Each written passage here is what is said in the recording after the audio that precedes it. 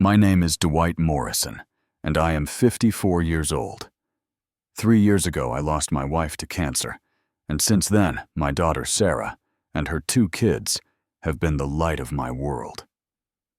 That Saturday afternoon, I was at their house teaching 6-year-old Emma how to paint watercolors, while 4-year-old Tyler built towers with his colorful blocks on the living room carpet.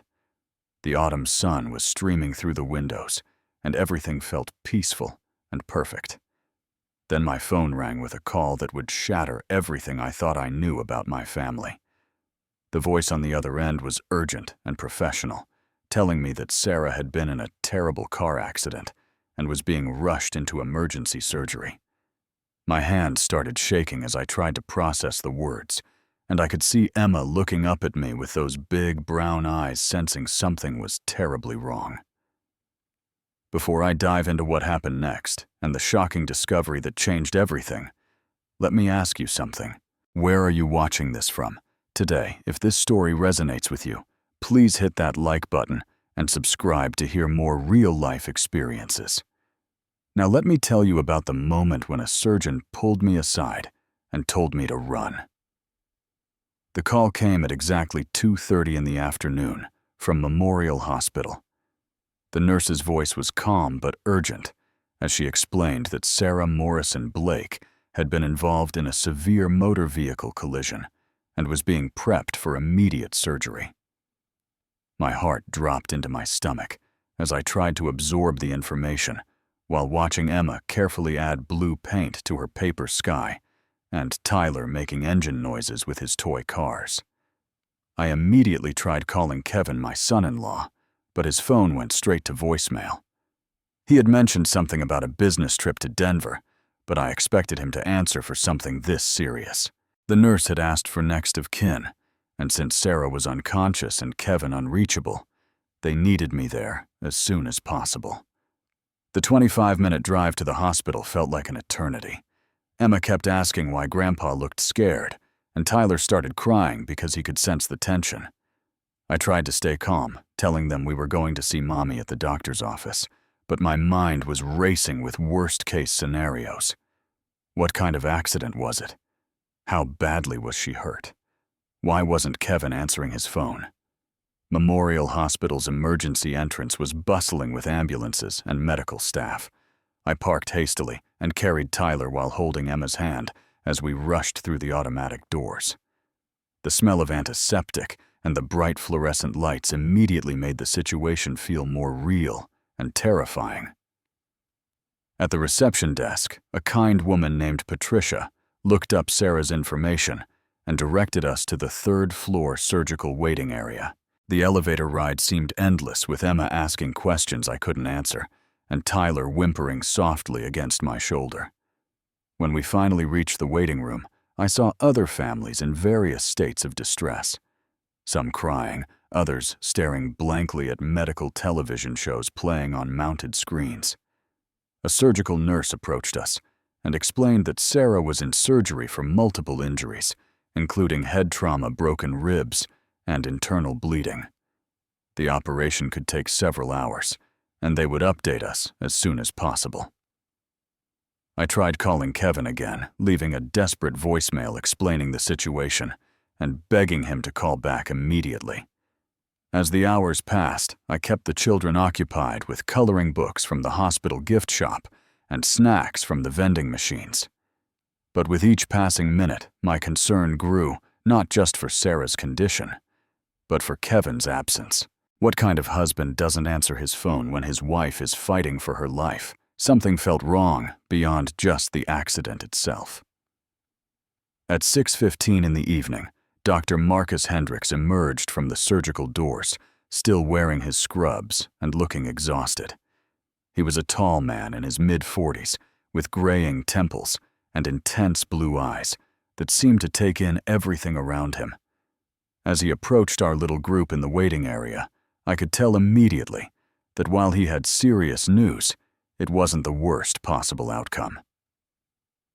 "Mr. Morrison," he said, extending his hand. "I'm Dr. Hendricks, the trauma surgeon, who operated on your daughter. Sarah is stable, and the surgery was successful. But I need to discuss her condition with you." He explained that Sarah had suffered a severe concussion, 3 broken ribs, and internal bleeding in her abdomen that required immediate surgical repair. The next 48 hours would be critical for monitoring any brain swelling, but the initial CT scans looked promising. She would be unconscious for several more hours as the anesthesia wore off. While he spoke, I noticed Dr. Hendricks glancing frequently at Emma and Tyler, then back at me with a strange expression I couldn't quite read. When he finished explaining Sarah's medical condition, he paused and asked, "Mr. Morrison, where is Sarah's husband right now?" "Kevin is on a business trip in Denver," I replied.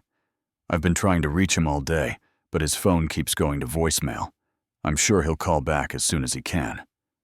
Dr. Hendricks' expression shifted slightly, and he seemed to be weighing his words carefully. "I see. And when did this business trip begin?" The question struck me as odd. Why would a doctor need to know about Kevin's travel schedule? "He left yesterday morning," I answered. "Is there something wrong?" "Some paperwork he needs to sign, Mr. Morrison," the doctor said slowly. "I need to speak with you privately. Would it be possible for someone to watch the children for a few minutes?" A chill ran down my spine. In my 54 years, I had learned to read people's faces, and Dr. Hendricks looked like a man carrying a heavy burden.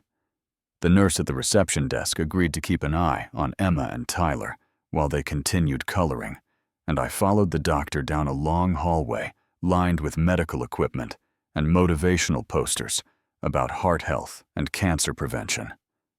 Dr. Hendricks led me into a small consultation room with beige walls, a round table, and 3 chairs. The fluorescent light buzzed softly overhead as he closed the door and turned to face me with a grave expression. "Mr. Morrison, there are some unusual circumstances surrounding your daughter's accident that I feel obligated to share with you. As the attending physician and a father myself, I believe you have a right to know what we discovered." Dr. Hendricks gestured for me to sit down, then took the chair across from me, leaning forward with his elbows on the table. The small room suddenly felt even smaller as he began to speak in a low, careful voice. "Mr. Morrison, I want you to understand that what I'm about to tell you goes beyond my normal medical duties, but my conscience won't let me stay silent. The accident scene was unusual. The investigating officers noted that Sarah's vehicle showed signs of being deliberately struck from behind at high speed, then pushed into the concrete barrier. This wasn't a random collision or a case of distracted driving." My blood turned cold as I processed his words. "Are you saying someone intentionally hit my daughter? The evidence strongly suggests that, yes." Dr. Hendricks reached into his coat pocket and pulled out a manila envelope. "During surgery, we had to remove Sarah's personal belongings, and one of my nurses found this envelope in her purse. Given the circumstances of the accident and what's inside, I felt I had to share it with you immediately." With trembling hands, I took the envelope and opened it carefully. Inside were several photographs printed on regular copy paper, and my heart stopped when I saw what they depicted. The images showed Kevin, my son-in-law, in intimate embraces with a blonde woman I had never seen before. They were taken at what appeared to be an upscale restaurant, and later in front of a hotel. The timestamps on the photos indicated they were taken just 3 days ago. But the photographs weren't the most shocking part. Beneath them were bank statements showing large transfers from Sarah and Kevin's joint savings account to a personal account belonging to someone named Jessica Walsh. The amounts were staggering, over $40,000, moved in small increments over the past 6 months. At the bottom of the envelope was a handwritten note in Sarah's familiar cursive. "Dad, if something happens to me, Kevin has been stealing from his law firm's client trust accounts to support his affair with Jessica Walsh. I have copies of everything hidden in Mom's jewelry box.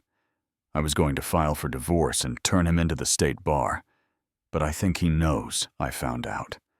I'm scared, but I have to protect Emma and Tyler. I love you." My hands were shaking so violently that I could barely hold the papers. Dr. Hendricks watched my reaction carefully before speaking again. "Mr. Morrison, there's more you need to know. About an hour ago, a man called the hospital asking about Sarah's condition and room number. He identified himself as Kevin Blake and seemed very interested in when she might regain consciousness and whether she had spoken to anyone yet. When the nurse told him Sarah was still in surgery and unconscious, he seemed relieved."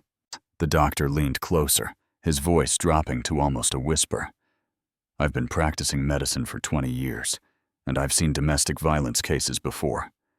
Based on what's in that envelope and the circumstances of this accident, I believe your daughter is in serious danger. Even more concerning, I think your grandchildren might be in danger too. You need to take them and leave the city immediately before Kevin returns from wherever he really is." The room felt like it was spinning as Dr. Hendricks' words sank in. Kevin, the man I had welcomed into our family, the father of my grandchildren, had apparently tried to kill my daughter. The man who called me dad and helped me repair my fence last summer was a liar, a thief, and potentially a murderer. "I need to call the police," I said, starting to stand up, but Dr. Hendricks gently placed his hand on my arm. "Mr. Morrison, I understand your instinct, but please listen carefully. If Kevin is willing to attempt murder to cover up his crimes, he won't hesitate to hurt you or the children. Right now he thinks his plan worked, and that Sarah might die from her injuries without ever regaining consciousness. You have a window of opportunity to get those children to safety before he realizes she's going to recover." I looked down at the envelope in my hands, my mind racing through the implications. "How long before Sarah wakes up?"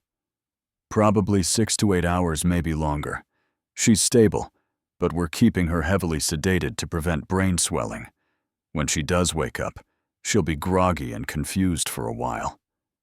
"And you really think Kevin will come here?" Dr. Hendricks nodded grimly. "Men who commit crimes of this magnitude don't just walk away and hope for the best. He'll want to make sure the job is finished, probably by finding some way to interfere with her medical care, or claiming she said something that implicates someone else." And I stood up, the envelope clutched tightly in my hand.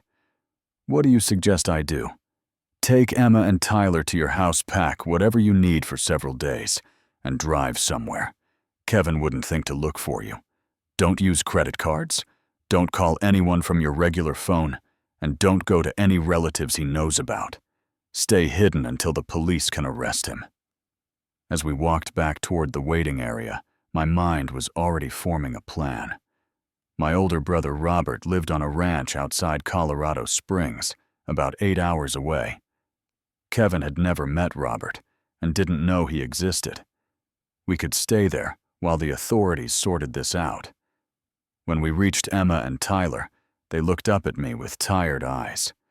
Emma had drawn a picture of our family, including Kevin, and the irony made my stomach turn. These innocent children had no idea that their father had just tried to kill their mother. "Come on, kids," I said, trying to keep my voice steady. "We're going to go back to your house and pack some clothes for a little vacation with Uncle Robert." "Is Mommy coming too?" Tyler asked, his lower lip trembling. "Mommy needs to rest at the hospital for a few days, but she's going to be fine," I assured him, praying that it was true. As we gathered their coloring books and headed for the elevator, Dr. Hendricks pulled me aside one more time. "Mr. Morrison, I want you to have my direct number. Call me the moment you're somewhere safe, and I'll coordinate with the police. Sarah is going to need her father and her children when she recovers from this." The drive back to Sarah's house in the suburban neighborhood felt surreal. The same streets I had driven countless times to visit my daughter now felt threatening and unfamiliar. Every car that passed could be Kevin returning early from his supposed business trip. Sarah's house looked exactly the same as it had 4 hours earlier, but everything felt different now. The cheerful yellow shutters and the small garden Sarah tended so carefully seemed like props in a play, hiding the dark reality of what had been happening behind closed doors.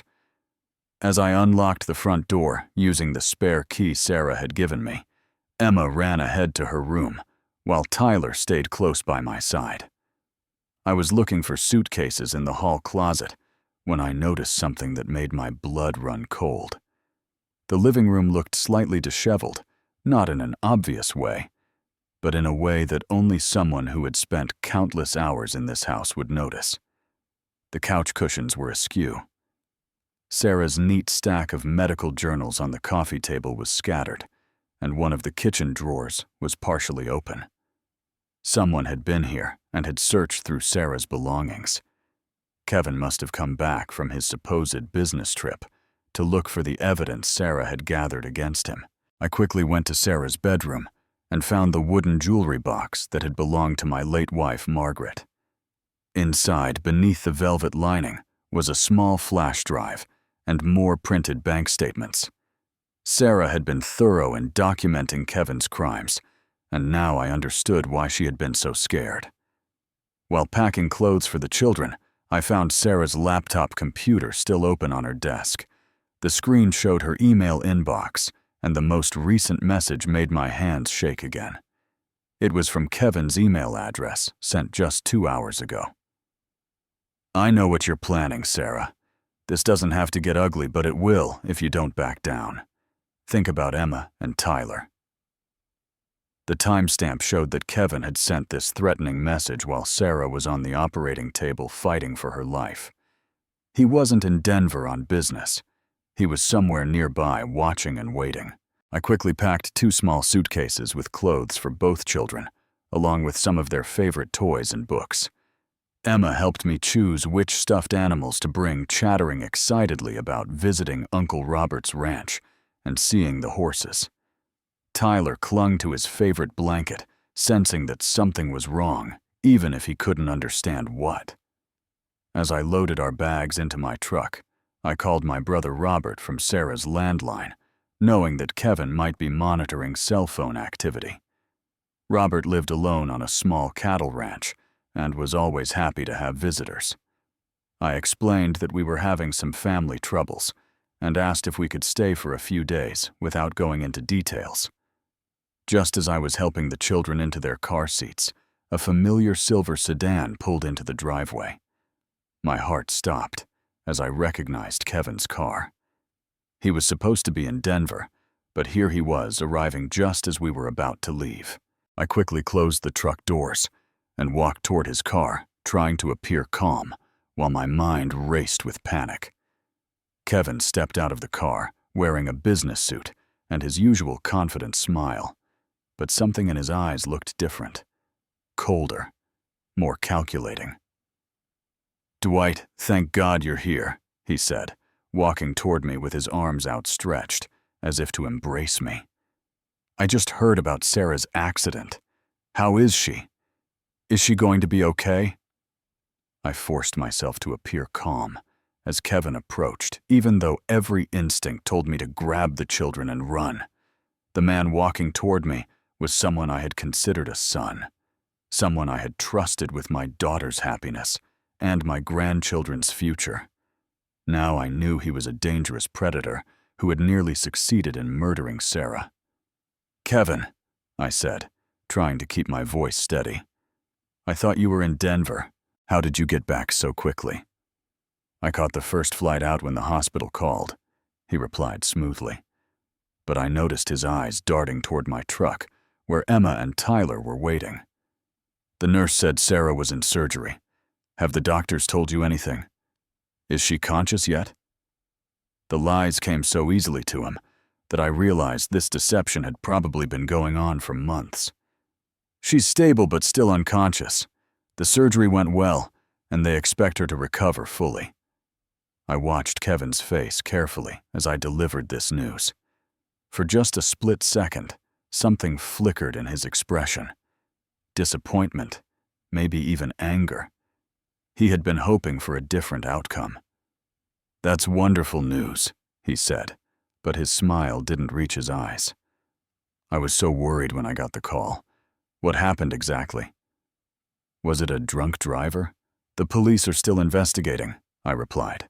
But Kevin, why are you packing suitcases? Are you planning to take the children somewhere? I realized my mistake immediately. In my nervous state, I had revealed our escape plan.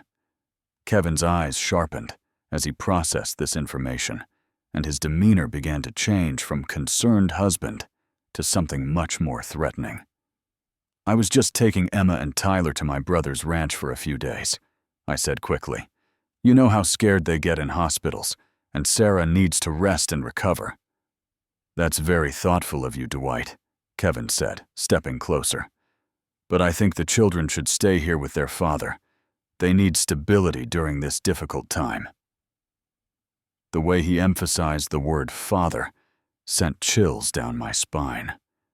Behind the truck windows, I could see Emma trying to wave at Kevin, unaware that she was looking at the man who had tried to kill her mother. Actually, Kevin, I think it might be better if they come with me. The hospital environment isn't good for young children, and Robert has horses that Emma loves. Kevin's mask finally slipped completely. The fake concern disappeared from his face, replaced by cold calculation. Dwight, I need to ask you something, and I want you to be completely honest with me. Did the doctors tell you anything unusual about Sarah's accident? Did they mention finding anything in her personal belongings? My heart was pounding so hard I was sure he could hear it. But I had spent 2 years in the Army during Vietnam, and some instincts never fade. I recognized the look of a predator cornering his prey. No, I lied. They just said she was hit by another car. Why do you ask? Kevin studied my face for a long moment, then reached into his jacket pocket. Because, Dwight, I know that you know. I can see it in your eyes. Sarah found some documents she shouldn't have found, and she shared them with someone before her accident. I'm guessing that someone was you. When his hand emerged from his jacket, he was holding a small pistol pointed directly at my chest. In that moment, everything became crystal clear. This wasn't just about covering up an affair or embezzlement. Kevin was prepared to kill his entire family to protect his secrets. Now, he said quietly, I need you to get those children out of the truck and into the house. We're going to have a family meeting about what happens next. Time seemed to slow down as I stared at the gun in Kevin's hand. 25 feet behind me, my grandchildren sat in the truck, completely unaware that their lives hung in the balance. Emma was probably wondering why we hadn't left for Uncle Robert's ranch yet, and Tyler might be getting cranky in his car seat. Kevin, I said slowly, raising my hand slightly. Whatever problems you and Sarah are having, this isn't the way to solve them. Those children in that truck are your son and daughter. They love you. Don't lecture me about my children. Kevin snapped, his voice taking on a harsh edge I had never heard before. Everything I did was for them to give them a better life. Sarah was going to destroy our family with her self-righteous crusade. I took a small step backward, trying to put more distance between us while keeping my hands visible. During my time in the military, I had learned that desperate men with weapons were unpredictable, but they often made mistakes if you could keep them talking. What exactly did Sarah find? I asked. Kevin laughed bitterly. Your precious daughter decided to play detective when she noticed some money missing from our savings account. She hired a private investigator to follow me. Can you believe that? Her own husband. She documented everything, every meeting, every transaction, every moment I spent with Jessica. Jessica Walsh. Yes, Jessica. The only woman who has ever truly understood me. Sarah was so focused on her nursing career and those kids that she forgot she had a husband. Jessica appreciates what I can provide for her.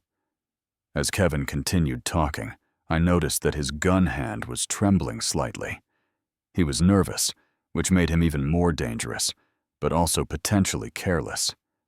So you stole money from your law firm to support your affair, I said, trying to piece together the full story. I borrowed money from client trust accounts, he corrected angrily. I was going to pay it back as soon as I could liquidate some investments. But Sarah was going to report me to the State Bar Association, which would have ended my career and sent me to prison. I couldn't let that happen. So you tried to kill her? Kevin's face twisted with a mixture of guilt and defiance. I hired someone to make it look like an accident. If she had just died quickly, everyone would have grieved and moved on. The children would have had their father, and I could have started over with Jessica. Behind me, I heard the truck door open and Emma's voice calling out, "Grandpa, why aren't we leaving? And why does Daddy have a gun?" Kevin's eyes flicked toward the children, and in that split second of distraction, I made my move. My years of military training kicked in as I lunged to the side and grabbed a heavy ceramic planter from Sarah's front porch. The first shot went wide, shattering the front window of the house. I hurled the planter at Kevin's gun hand and followed up by tackling him around the waist, driving both of us to the ground. We rolled in the grass, fighting for control of the weapon, as Emma screamed and Tyler began crying in the truck. Kevin was younger and in better shape, but I had desperation and experience on my side. I managed to slam his wrist against the concrete driveway until he dropped the gun, which skittered across the pavement toward the street. With Kevin temporarily stunned, I rolled away and grabbed the weapon, pointing it at my son-in-law as he struggled to get to his feet. His face was scraped and bleeding, and his expensive suit was torn and grass-stained. "Stay down," I commanded, surprised by how quickly my old training had returned. "Don't move a muscle." Kevin glared at me with pure hatred, all pretense of being a loving family man, completely abandoned. "You have no idea what you're doing, old man. I have lawyers' connections, money. I'll be out of jail before Sarah even wakes up." "Maybe," I said, pulling out my cell phone with my free hand. "But first you're going to explain everything to the police." Detective Rodriguez arrived within 10 minutes, along with 2 patrol officers and an ambulance crew. I had managed to calm Emma and Tyler somewhat by explaining that Daddy was playing a grown-up game and that everything would be okay. But they were both shaken and crying. As the police handcuffed Kevin and read him his rights, he continued to maintain his innocence, claiming that I had attacked him unprovoked and that the gun belonged to me. But when Detective Rodriguez examined the envelope from Dr. Hendricks and the additional evidence I had found in Sarah's house, Kevin's story quickly fell apart. The detective was a patient woman in her early 40s who specialized in domestic violence cases. She took detailed statements from me while crime scene technicians photographed the yard and collected evidence. Within an hour, they had confirmed that the gun Kevin carried was unregistered and that his fingerprints were all over Sarah's laptop and the threatening emails. More importantly, the hospital had security footage showing Kevin entering the building through a side entrance earlier that day, contradicting his claim that he had just returned from Denver. Cell phone tower data would later prove that he had never left the city and had been tracking Sarah's movements through her phone's GPS. While Detective Rodriguez questioned Kevin in the back of a patrol car, I called Dr. Hendricks to let him know that we were safe and that Kevin was in custody.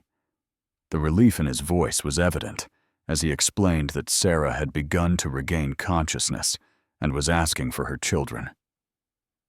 The drive back to Memorial Hospital felt completely different from our frantic trip earlier that day. Emma and Tyler were exhausted from the emotional trauma, but they perked up when I told them that Mommy was awake and wanted to see them. When we entered Sarah's hospital room, she was propped up in bed with bandages around her head and monitors beeping softly beside her. Her face was bruised and swollen, but her eyes were alert and filled with tears when she saw her children. "My babies," she whispered, as Emma carefully climbed onto the bed and Tyler settled into my lap beside her. "I was so scared I wouldn't see you again." "Daddy tried to hurt you," Emma said, with the brutal honesty of a 6-year-old. "But Grandpa stopped him." Sarah looked at me over Emma's head, and I could see the gratitude and sorrow warring in her expression. She had married Kevin believing he was a good man, and discovering his true nature had nearly cost her everything. Dr. Hendricks entered the room a few minutes later, smiling warmly at the reunion. "I'm glad to see you awake, Sarah. How are you feeling?" "Like I got hit by a truck," she said with a weak laugh, "but grateful to be alive." "Doctor, I need to thank you for what you did. If you hadn't warned my father—" "You don't need to thank me," Dr. Hendricks interrupted. "I have a daughter of my own, and I hope someone would do the same for her if she ever needed help." But 6 months later, I was sitting on the porch of my house watching Emma and Tyler play in the backyard, when Sarah joined me with 2 cups of coffee. She had made a complete physical recovery from her injuries, though the emotional healing had taken longer. The divorce proceedings had been finalized the previous month, with Kevin signing away all parental rights in exchange for a slightly reduced prison sentence. Kevin ultimately pleaded guilty to attempted murder embezzlement and several other charges. He was sentenced to 15 years in federal prison, with the possibility of parole after 12 years if he completed anger management and financial responsibility courses. Jessica Walsh had disappeared when the scandal broke, taking with her the last of the money Kevin had stolen from his clients. Sarah and the children had moved into the house next door to mine, which had come up for sale just as she was looking for a fresh start. Emma was thriving in 1st grade and had shown no lasting trauma from that terrible day, though she occasionally had nightmares about her father's anger. Tyler, being younger, had adapted more quickly and now called me Daddy Grandpa, which never failed to make me smile. Dr. Hendricks had become a close family friend, often joining us for Sunday dinners and holiday celebrations. He had confided that intervening in Sarah's case had been the most difficult ethical decision of his career, but he never regretted it for a moment. "Dad," Sarah said, settling into the chair beside me, "I've been thinking about something lately. Do you remember what you told me when I was little about how families protect each other?" I smiled, remembering the conversations we used to have when she was Emma's age. "That family isn't just about blood relations. It's about choosing to love and protect each other no matter what." I think Kevin forgot that lesson somewhere along the way. Maybe he never really learned it to begin with. She sipped her coffee thoughtfully. "But you showed Emma and Tyler what it really means that day. You risked your life to protect us." "Any grandfather would have done the same thing," I said. "No, Dad. Not everyone would have seen the signs, or trusted their instincts, or had the courage to act when it mattered most. Dr. Hendricks could have just done his job and said nothing. You could have believed Kevin's lies and let him take the children. But you both chose to risk everything for people you cared about." As we watched Emma teach Tyler how to throw a baseball, I reflected on how much our lives had changed. The trauma of that day had brought our family closer together in ways I never could have imagined. Sarah had discovered a strength she didn't know she possessed, and I had learned that being a protector and provider didn't end when your children became adults. The most important lesson, though, was about trust and intuition. For months, something had felt off about Kevin, but I had dismissed those feelings as an overprotective father being suspicious of his daughter's husband. I had learned to listen to that inner voice that warns us when something isn't right, especially when it comes to the people we love most. "What do you think will happen to Kevin?" Sarah asked quietly. "I hope he gets the help he needs to understand what he did and why it was wrong," I replied honestly. "But more importantly, I hope Emma and Tyler grow up knowing that real love doesn't involve lies, threats, or violence. They deserve to understand what healthy relationships look like." As the sun began to set behind the trees, casting long shadows across our yard, Emma ran over to show us a drawing she had made at school. It was a picture of our family, but this time it included Dr. Hendricks and excluded Kevin. Sometimes, children understand complicated situations better than adults do. That night, after the children were asleep and Sarah had gone home, I called Dr. Hendricks to thank him once again for his courage in speaking up when it mattered most. We talked about the responsibility we all have to protect the vulnerable people in our communities, and how sometimes doing the right thing requires us to step outside our normal roles and comfort zones. The conversation reminded me that heroes aren't always the people in uniforms or positions of authority. Sometimes they're doctors who risk their careers to save a patient's family, or grandfathers who trust their instincts when everyone else seems safe. Sometimes they're daughters who have the courage to stand up to abusive husbands even when it puts them in danger. As I prepared for bed that night, I thought about the phone call that had started this whole ordeal 6 months earlier. At the time, it had seemed like the worst day of my life. Now I realized it had actually been the day that saved my family and taught us all what we were truly capable of when we choose love over fear. Have you ever had to trust your instincts about someone close to you, even when everyone else thought they were wonderful? Share your story in the comments below, and don't forget to like this video and subscribe for more real-life experiences that remind us how important it is to protect the people we love.